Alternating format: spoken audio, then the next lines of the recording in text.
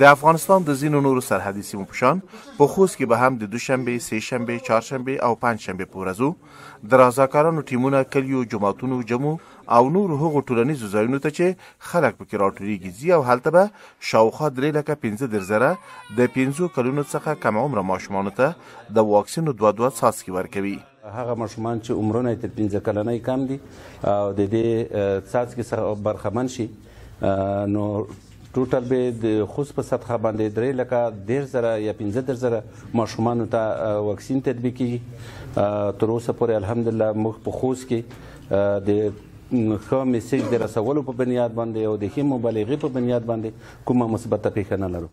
روغتیا پالان پولیو یا ګوزڼ د ماشومانو د راتلونکو لپاره یوه خطرناکه او ناعلاجه ناروغي ګڼي او له کورنیو غواړي چې د واکسینو د کمپاین په ورځو کې د خپلو ماشومانو واکسینولو ته لومړیتوب ورکړي.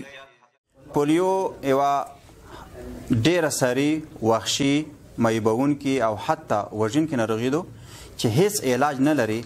یوازینی علاج د پولیو 2 څاڅکي واکسین دی چې موږ د پولیو د ناروغۍ د سري ناروغۍ څخه ساتي. یعنی یوازې تداوي وقایه ده چې وقایه یې همدغه د پولیو 2 څاڅکي.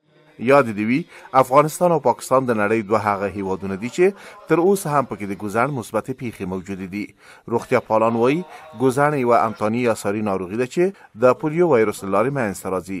دا وایرس عصبي سیستم باندې تاثیر کوي او کولی شي د یو کس د عضلاتو د فلج او حتی مرګ سبب شي.